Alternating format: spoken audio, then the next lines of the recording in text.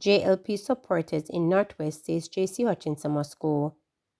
Supporters of the ruling Jamaica Labour Party JLP took to the streets on Wednesday to protest what they describe as poor performance for Member of Parliament for St. Elizabeth Northwest, JC Hinson.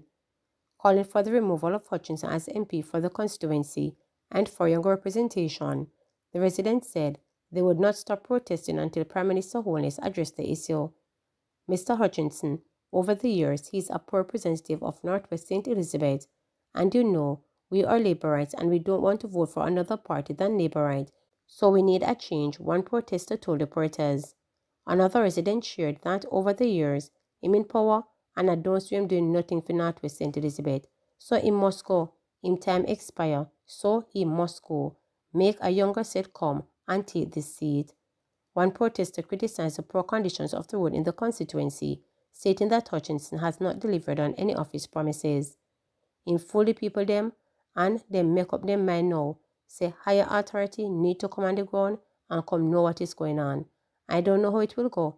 When check on the Cars Books Road, Ibad, Newtown, Providence, Lovelace, Beerbad Road, a beer drop the people them a drop and slide, mash up them car, and a beer big promise, and all know we don't see nothing. Yes, we don't see nothing, he stated. JC not doing nothing for Lakovia at all. We not see him do nothing at all. Look at the straight road. Look how the road stay. How Hutchinson behave with us like that. Him have to go away, one man stated. It's his time to move now, another angry protester stated. With 2 more demonstrations planned, the protesters say they will not stop protesting until the Prime Minister resolves their issues. DCS confirmed several inmates at St. Catherine Adult Correctional Center showing flu-like symptoms. The Department of Correctional Services DCS has confirmed an increase in the number of inmates experiencing flu-like symptoms primarily at the St. Catherine Adult Correctional Center following reports of a mystery illness affecting 2 correctional facilities. In a statement issued, the DCS explained the interim measures have been put in place including isolating affected inmates, restricting movement, and mandating the wearing of masks. The department also stated that its medical team is conducting tests to identify the illness. The DCS emphasized that it continues to follow the appropriate medical protocols to ensure the safety and well-being of both staff and inmates at the facilities.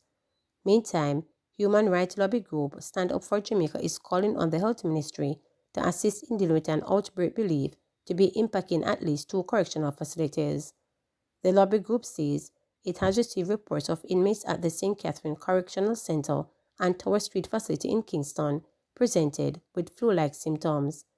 Executive Director for Stand Up Jamaica, Carla Goleta, says in some cases the symptoms appear to be severe.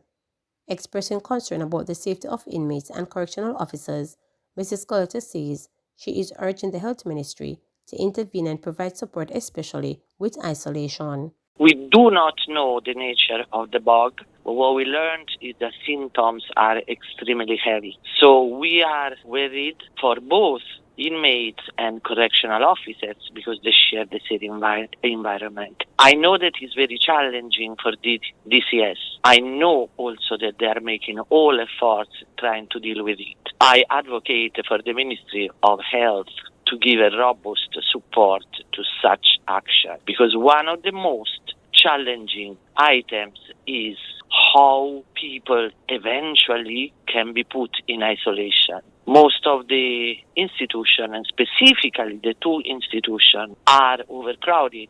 So the idea of isolation is just an idea, but it's very difficult for DCS to manage an overcrowded institution. Management and staff at Secrets and Breez Resorts to engage in series of meetings to determine new wage package. The management and staff at Secrets and Breez Resorts in St. James agreed to engage in a series of meetings over the next few weeks to determine a new wage package. The agreement follows a protest by upset staff members. The workers complain about poor working conditions and low wages, among other issues. The Labour and Tourism Ministries intervened and a meeting was held to iron out the issues.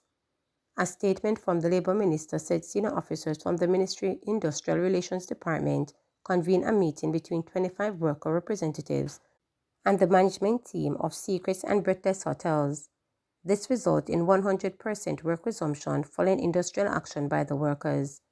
The ministry provided clarification on issues related to sick leave and other related concerns. At the end of the meeting, several issues were resolved and a clear direction agreed for continued dialogue on other concerns, including salary matters. The ministry said the parties agreed to a struggle standard set of meeting, the first of which will be held on Wednesday, November 20, to arrive at a standard comparative wage package across the hotel. The parties have also agreed to a general staff meeting to discuss the hotel's change of ownership. Staff representatives and management indicated that they were satisfied with the outcome of the meeting. Labour Minister Pernod Charles Jr. encouraged management and staff to continue the dialogue. Charles Jr. stated, "There is no need for an internal mechanism to be set up for stronger ventilation of issues at an early stage so that they can have amicable resolution and settlement at an early stage." I'm pleased to report that the management and staff were able to arrive at many solutions today.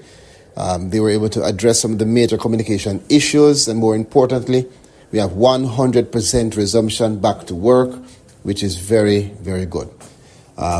Again, we continue to encourage the development of an internal mechanism for the staff to be able to ventilate these issues and for there to be consistent communication at a preliminary stage. And we continue to work with the parties so that they can develop the system to have amicable resolution and settlement at a very early stage. And they've expressed their gratitude to the Ministry of Labour and Social Security for our intervention. And we express our thanks to both parties for sitting down and being able to communicate, and more importantly, the willingness to arrive at these solutions. Another phase of road repairs to get underway this weekend. The National Works Agency, NWA, is to roll out another phase of repair works under the Relief Emergency Assistance and Community Health Breach Program this weekend. This tranche will at first be implemented in 5 parishes. Manager of Communications and Customer Service at NWA, Stephen Shaw, says this phase will target mainly roads in Kingston, St. Andrews, St. James, Clarendon and Manchester.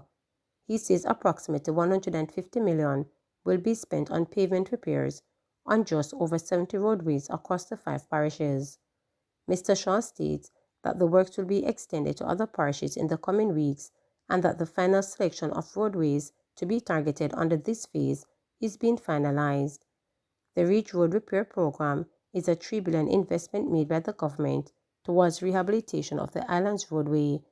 The program, which has been implemented in phases, commenced in August with current phases scheduled to be completed by the end of November. Remember to subscribe, like, share, and click the notification bell for daily updates.